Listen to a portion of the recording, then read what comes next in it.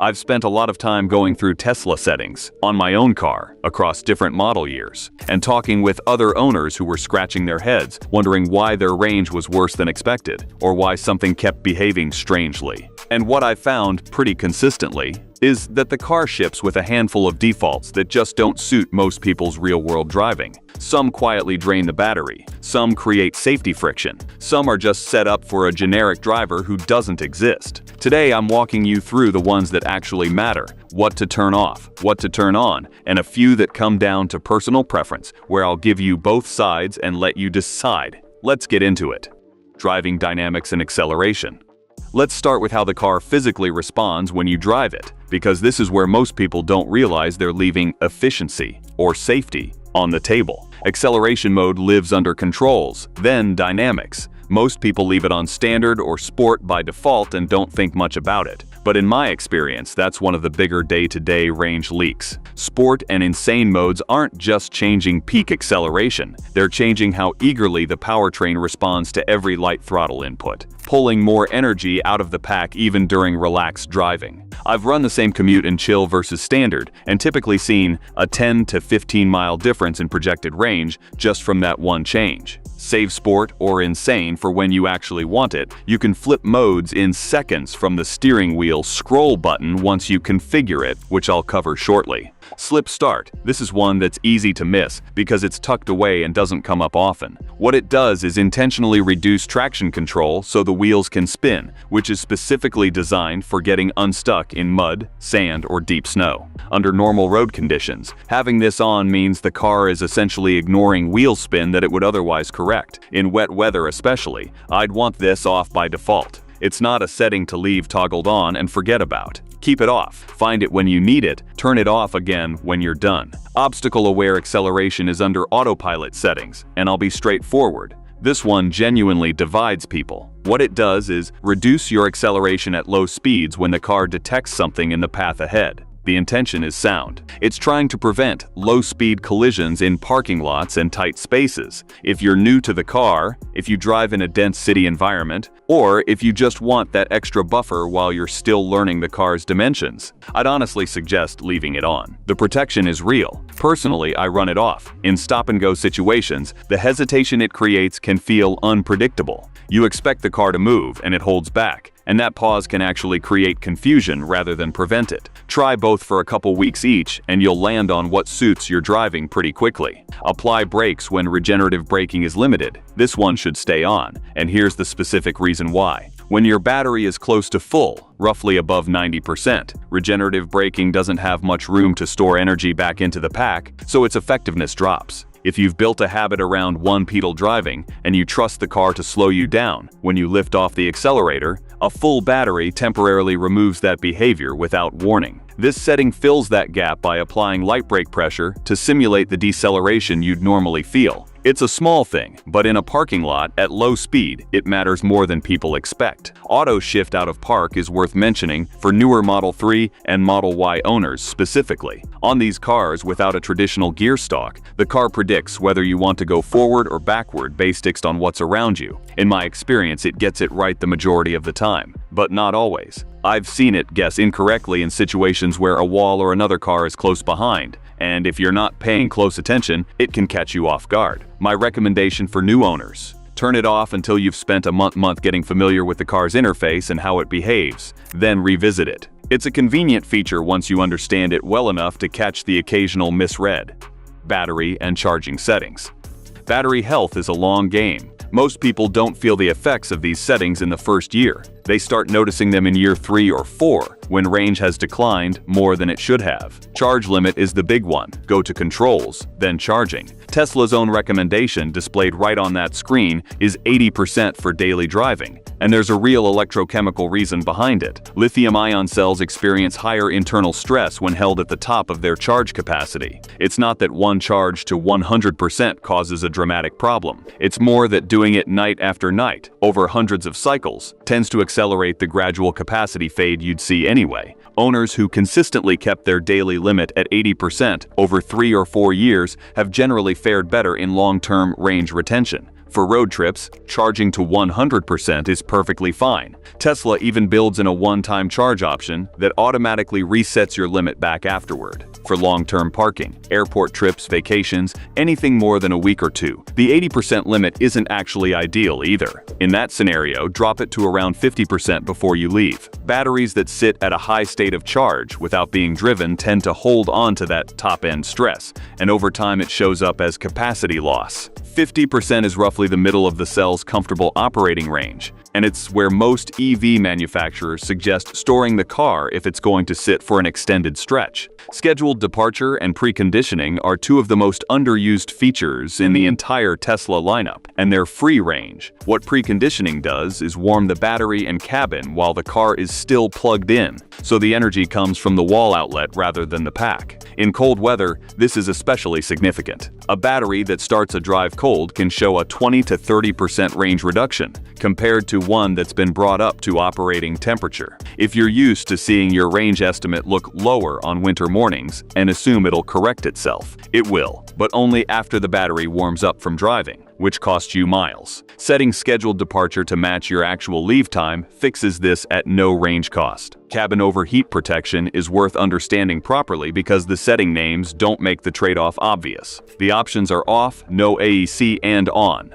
The on setting runs full air conditioning to hold the cabin below your set temperature threshold, which on a hot day in direct sun can draw meaningful battery. The no AC setting just runs the fans. It doesn't cool as aggressively, but it uses a fraction of the energy and will still prevent the kind of extreme heat buildup that damages electronics and makes the interior uncomfortable to get into. My personal approach is no AC in most situations. If you're in an extreme climate or leaving pets in the car, full AC makes sense. If it's just you and the car is parked in a shaded garage most of the time, no AC is usually plenty. Keep climate on versus off. If no one is in the car and nothing needs temperature protection, turning the climate off entirely saves more than most people expect. Active AC while parked is one of the faster ways to bleed range, and it's a setting that's easy to leave running by accident after using dog mode or camp mode, worth double-checking before you walk away.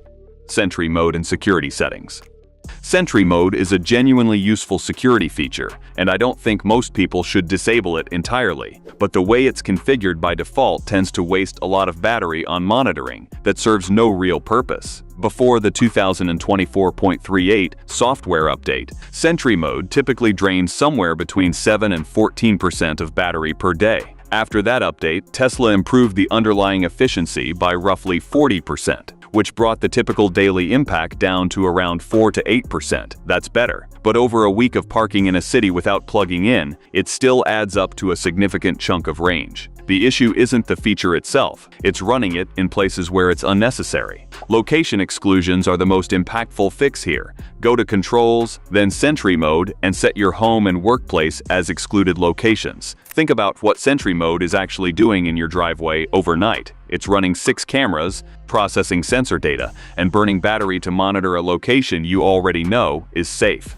Excluding home alone eliminates the majority of your daily Sentry drain in most people's routines. The feature still runs everywhere else, where you actually want it. Summon standby mode is a separate battery draw that gets overlooked. It's under autopilot settings. When it's on, it keeps the car's sensors and onboard computers warm and ready, so Smart Summon initializes faster. Owners who've tracked their overnight drain carefully have reported saving around 2 to 3% of battery just by switching this off, which sounds small until you multiply it across a week of parking. Unless you're regularly using Smart Summon in situations where a few extra seconds of startup time genuinely matters, this one is worth disabling. View live camera via mobile app. Make sure this is turned on.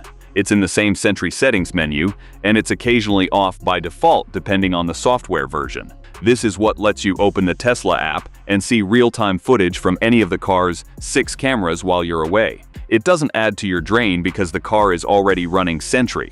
It just gives you eyes on your car when an alert fires, worth verifying it's active. Sentry sounds, whether you disable the audible alert or leave it on, is genuinely a context-dependent call. The honk and alarm sound are meant to deter someone from continuing whatever they're doing near the car. In a crowded parking lot where drawing attention matters, the sound has real value. In a more isolated area where you'd rather capture footage without alerting the person, silent recording might actually be more useful. I leave this one to your judgment based on where you park most often.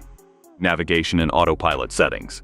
Automatic navigation. This is the setting that routes you toward home, work, or your next calendar event the moment you get in the car and shift into drive. If your routine is consistent and you appreciate the automation, it's a genuinely convenient feature. Personally, I keep it off. I find it disruptive when I'm making a quick stop nearby and the screen immediately starts routing me somewhere else.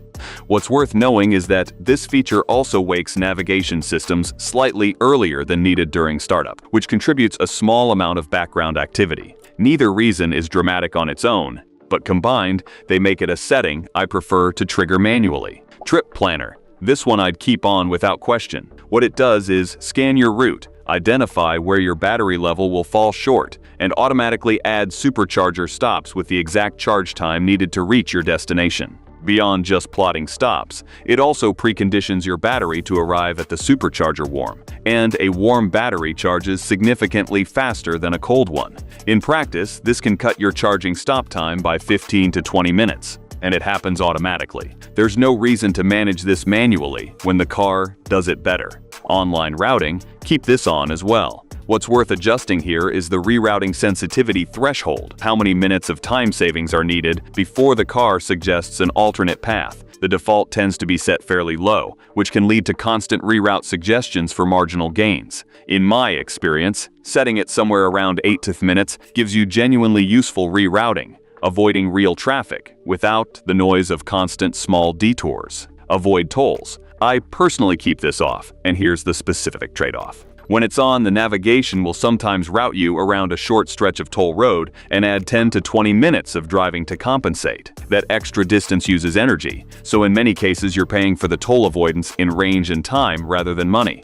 That said, if you're in a market with genuinely expensive toll infrastructure and you don't have an electronic transponder setup, the math can shift. It's worth knowing which side of that equation you're on before leaving the default. Autopilot activation mode. Set this to double-click if it isn't already. The practical difference is this. Single-click activation jumps you straight into full autopilot, combined steering and speed control, without any intermediate step.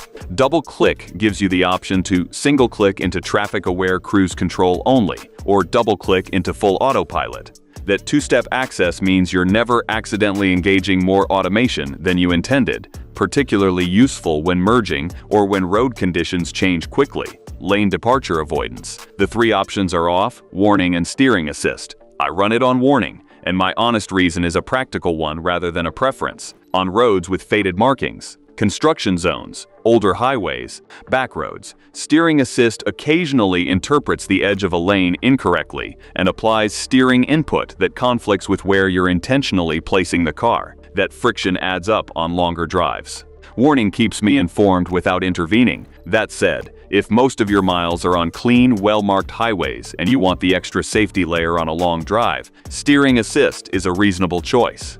It comes down to your typical road conditions more than anything else. Emergency lane departure avoidance. This one is categorically different from the standard lane departure setting, and it should stay on. It doesn't activate during normal driving. It's specifically designed for situations where the car detects you've drifted across a lane boundary without signaling, the kind of drift associated with distraction or fatigue. It's a genuine safety backstop, and in normal driving, you'll never notice it's there. Locks, notifications, and comfort settings. Driver door unlock mode. When this is on, approaching the car with your phone key only unlocks the driver's door. The remaining doors stay locked until you manually open them from inside. For a solo commuter, this makes complete sense and adds a layer of security. Where it creates friction is anytime you have someone with you, they're pulling on the handle, and nothing's happening.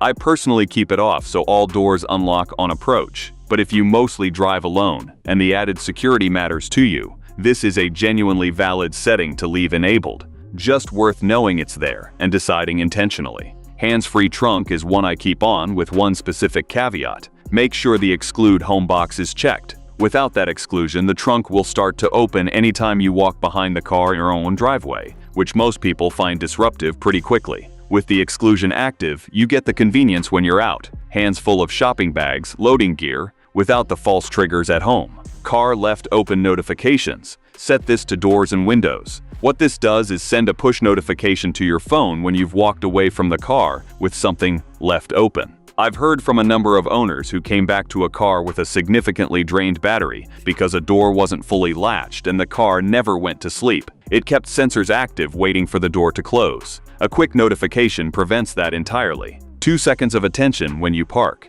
Auto turn signals. Verify this is set to auto cancel. Tesla's implementation here is genuinely well thought out. It doesn't just cancel the signal when you start turning, it waits until you've actually completed the maneuver, which means in a turn lane it stays on through the full turn, not just the entry. After using this for a while, manually canceling turn signals in other cars starts to feel like an unnecessary extra step. Joe mode. If you ever drive with passengers, particularly kids, this is worth turning on. It redirects the car's audio alerts and chimes toward the driver at a lower volume rather than broadcasting through the full cabin speaker system. Safety warnings still reach you clearly. Everyone else in the car just isn't jolted by a chime every time something needs your attention. It's a small quality of life thing, but the kind that makes the car feel more refined on family drives. Accent lights. If your model has these, set them to nighttime only. They're a cosmetic feature, invisible in daylight, and running them during the day draws a small continuous load for zero visual payoff. Not a major drain, but there's no reason to run something you can't see. Data privacy and software settings. Data sharing is under Controls, then Software. Tesla presents this as a list of analytics categories, things like road segment data, charging behavior, cabin camera analytics, and so on. The ones that feel relatively low stakes to me are road segment data and charging analytics, because they feed into navigation accuracy and supercharger network improvements that benefit owners broadly. The ones that feel more personal, cabin camera analytics especially, I keep off. Tesla's stated policy is that they don't sell user data, but my preference is to share what makes the network better and opt out of the rest. Go through the list yourself and hit Accept selected, not Accept all. That single-click difference determines what you're contributing permanently. Location sharing via third-party apps. Go to Controls, then Privacy, then Location. Tesla's interface actually shows you which apps are currently requesting your vehicle's live location, which most people have never checked. Each active connection that polls your car's location has the potential to wake the vehicle from sleep, which contributes to phantom drain over time. If you've accumulated a few Tesla companion apps over the years, it's worth auditing this list. Revoke access for anything you're not actively using. Reduce fan speed during calls. Tesla can automatically dial back your climate fan speed during phone calls to reduce background noise for the other person. In mild weather, this is a pleasant courtesy feature. In a Phoenix summer or a cold Michigan winter, reducing your climate output for audio quality on someone else's end doesn't feel like a fair trade. I keep this off and let the fan run at whatever speed the climate control needs. Worth knowing the setting exists and making a deliberate choice rather than leaving it on default. Software updates. Go to Controls, Software, and confirm your car is set to download and install updates over Wi-Fi. Tesla updates genuinely improve the car in tangible ways. The 2024.38 update cuts Sentry Mode battery consumption by roughly 40%. And that's one of dozens of efficiency and feature improvements that have rolled out over the years. An owner still running firmware from 18 months ago is missing real improvements that have already been tested and validated. There's no reason to defer these when you're connected to home Wi-Fi overnight. Every setting in this video is something you can adjust right now, sitting in your driveway in under 5 minutes. Some have clear right answers backed by how the hardware actually behaves. Others, I've given you my take on while being honest that different driving situations call for different choices. What I'd ask you to do before you close the app, drop a comment with which setting surprised you most or one you disagree with. In my experience, the most useful feedback on these videos comes from owners who've tried something different and found it works better for them. That back and forth makes the next video more useful for everyone. If this helped, share it with a Tesla owner you know. Subscribe if you want the next video. We're going deeper on autopilot configuration and real-world FSD settings that make a noticeable difference from day one. Drive smart.